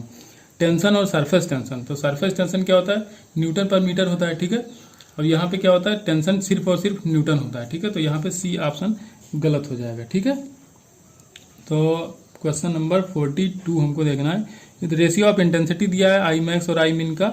ठीक है, 9:1, तो रेशियो ऑफ एम्पलीट्यूड आपसे पूछा गया है, तो ratio of I max equal to क्या है 9/1 है, तो यहाँ पे हो जाएगा A1 प्लस A2 अपान A1 माइनस A2। ठीक है, मिनिमम हो जाएगा, ये हो जाएगा मैक्सिमम, इसका स्क्वायर ये हो जाएगा, इंटेंसिटी का स्क्वायर हटाओगे तो यहाँ पे आ जाएगा 3:1 A1 प्लस A2 अपान A1 माइनस A2, इसको इस तरफ ले आओ तो 3A1 minus of 3A2 equal to A1 plus A2, यहाँ पे A2 इस तरफ ले आओ, A1 को इस तरफ ले आओ तो ये हो जाएगा 2A1, और यहाँ हो जाएगा -3 है प्लस 1, तो ये हो जाएगा 4A2, तो A1 upon A2 is equal to आ जाएगा 2:1 के बराबर। 43 angle of incidence at which reflected light is totally polarized. अरे इसमें कुछ नहीं यार, IP इजकल टू क्या होता है, tan IP equal to mu होता है। ठीक है, tan IP यहाँ पे एंगल ऑफ पोलराइजेशन ये होता है म्यू के बराबर, तो IP हो जाएगा tan इनवर्स म्यू के बराबर। इसको तो याद कर लो भैया, ये यूज हो सकता है कहीं पे, ऐसे डायरेक्टली भी पूछा जा सकता है। क्वेश्चन नंबर 44, यहाँ पे क्वेश्चन नंबर 44 है, यहाँ पे 2 स्ट्रेच वायर हैं। ठीक है, विनिसन वायर कहा गया है, इसमें कहा गया कि if the tension of the one wire increase 1% then 3 beats are produce in 2 second. 2 second में 3 बीट आ रहे हैं, तो 1 सेकंड में कितना होगा 3/2 बीट होगा, तो N2 माइनस N1 जो होगा 3/2 हो जाएगा। जो बीट आ रहा है 2 सेकंड में कितना आ जाएगा 3/2 आ जाएगा। और जो फ्रीक्वेंसी होती है N इक्वल टू क्या होता है 1/2L रूट ऑफ T/M। ठीक है, तो यहाँ पे सारी चीज़ों को हम कांस्टेंट ले लेंगे क्योंकि सेम स्टेज वायर है। ठीक है, तो M और L यहाँ पे हो जाएगा कांस्टेंट, तो यहाँ पे हम सीधे लिख देंगे N directly proportional to root of T या N K T। ठीक है, K यहाँ पे हो जाएगा कांस्टेंट। ठीक है, तो अब क्या कर रहे हैं हम, किसी एक का जो टेंशन है वो बढ़ा रहे हैं, कितना 0.1%। ठीक है, 1% बढ़ाएंगे तो कितना होगा 1 + 0.01 t हो जाएगा। ये दूसरे का टेंशन हो जाएगा। Minus of root T, okay हमने लिख लिया बाहर, और इसकी पावर 1/2, और ये किसके बराबर 3/2 के बराबर, क्योंकि कितना चेंज हो रहा है, जो बीट आ रहा है 3 बीट पर 2 सेकंड आ रहा है, तो पर सेकंड कितना आएगा 3/2 आ जाएगा। बस इसको सॉल्व करो आप। तो अब यहाँ पे देखो एन की वैल्यू क्या आ जाएगी, जो इनिशियल था, ठीक है, वो इनिशियल जो टेंशन था वो टी था, ठीक है। यहाँ अगर के रूट टी की वैल्यू निकालें तो वही इनिशियल फ्रीक्वेंसी आ जाएगी, बस हमको कुछ नहीं करना। तो यहाँ से अगर रूट टी आप कॉमन ले लो तो यहाँ पे के रूट टी हो जाएगा, ठीक है, के रूट टी यहाँ पे आ जाएगा बाहर। अब इन साइड क्या बचेगा यहाँ पे 1 + 0.1 की पावर 1/2, ठीक है। अब यहाँ पे बचेगा -1, और ठीक है, अब ये हो जाएगा 3/2 के बराबर, ठीक। तो अब क्या करना है के रूट 2, अब इसको बाइनोमियल एक्सपेंशन से आप यूज यहाँ पे सॉल्व कर सकते हो। तो बाइनोमियल एक्सपेंशन में क्या होता है, ए प्लस बी, और बी अगर ए से बहुत छोटा हो तो जो उसका पावर होता है इनसाइड उसको मल्टीप्लाई करा सकते हो यहाँ पे। तो ये हो जाएगा 0.01/2, ठीक है, इंटू बाई 2 और माइनस ऑफ 1, ये हो जाएगा 1.5 के बराबर, ठीक है। तो यहाँ का जाओगे आप रूट ऑफ टी, और ये हो जाएगा एलसीएम लोगे तो आ जाएगा बाई 2, यहाँ पे हो जाएगा 2 + 0.1 - 2, ठीक है। इसको 2 को उस तरफ ले जाओ तो 1.5, 2 हो जाएगा 3 के बराबर हो जाएगा, 2 यहाँ से कैंसिल आउट हो जाएगा। यहाँ से -2 + 2 हो जाएगा 0, तो यहाँ पे क्या बचा 0.01। तो यहाँ पे के रूट टी की वैल्यू हो जाएगी 3/0.01, यहाँ पे पॉइंट हटाओ, ये हो जाएगा 300। तो के रूट टी की वैल्यू आ जाएगी 300 हर्ट्ज के बराबर। अभी इसको आप इनिशियल फ्रीक्वेंसी कैसे कहते हो, क्योंकि यहाँ पे इनिशियली हमने देखा था जो के रूट टी है वो किसके बराबर है, n1 के बराबर था, तो n1 ही आपको कैलकुलेट करना। क्वेश्चन नंबर 45 है, इसमें कहा गया a pulse of wave train travels along the stretch string and reaches the fix end of the string, string के फिक्स एंड तक पहुंचती है, इट विल बी रिफ्लेक्टेड, ठीक है। फिक्स एंड से जब रिफ्लेक्ट होता है, जैसे कोई वेव जा रही है, माना फिक्स एंड है, यहाँ से वेव ऐसे ऐसे ऐसे जा रही है, तो जो वापस होगी तो इस तरह वापस होती है, ठीक है। अब सेम मीडियम में वापस होगी तो वेलोसिटी में कोई चेंज नहीं होगा, ठीक है, वेलोसिटी में या स्पीड में चेंज होगी। वेलोसिटी में चेंज होगा क्योंकि वेलोसिटी इसकी डायरेक्शन चेंज होगी, तो वेलोसिटी तो चेंज हो जाएगी लेकिन स्पीड चेंज नहीं होगी, ठीक है। वेलोसिटी तो चेंज होगी, भैया डायरेक्शन बदल रही है तो वेलोसिटी चेंज होगी, और वेलोसिटी का डायरेक्शन सिर्फ चेंज होगा, लेकिन ऑप्शन में स्पीड भी दिया गया है तो स्पीड चेंज नहीं होगा। फेज का कितना चेंज हो रहा है, फेज का 180 डिग्री चेंज हो रहा है, ठीक है। तो फेज में चेंज जो आएगा 180 डिग्री कह लो, या पाई का चेंज आ रहा है, तो फेज में पाई का चेंज, क्योंकि यहाँ पे फिक्स एंड है, ठीक है, फिक्स एंड में पाई का चेंज होता है। अगर फिक्स नहीं होता यहाँ पे तो जो यहाँ पे फेज में चेंज होता है वो होता है 0 के बराबर, ठीक है। और स्पीड यहाँ पे स्पीड में कोई चेंज नहीं होगा, स्पीड क्योंकि सेम मीडियम में चल रही वेव तो स्पीड वही रहेगी। तो पहला ऑप्शन दिया गया था phase angle of 180 degree with change speed, या स्पीड कहाँ चेंज हो रही है, गलत हो जाएगा। B option the same phase, यही गलत हो गया, फेज 180 डिग्री आ रहा है। C option phase change of 180 degree with no change of speed, एकदम सही है भाई, स्पीड में कोई चेंज नहीं हो रहा है। डी ऑप्शन है द सेम फेज, फिर गलत होगा, सेम फेज तो है नहीं, तो ऑप्शन यहाँ पे सी करेक्ट हो जाएगा। तो ये रहा पेपर नंबर 48। तो नेक्स्ट हम लोग, अभी तो पेपर आपका 50 आ चुका है तो उसको धीरे धीरे सॉल्व करेंगे। मैं बोल भी चुका हूँ भैया असाइनमेंट लिखना पड़ रहा है, कॉलेज वाले 13 तारीख को बुला रहे हैं, हो सकता है कॉलेज खुल जाए 13 से, तो थोड़ी सी और दिक्कत होगी, उसके बारे में हम लोग बात करने वाले हैं कि कैसे इसको हैंडल किया जाएगा, ठीक है। तो चलिए मिलते हैं नेक्स्ट वीडियो में, अभी के लिए थैंक यू।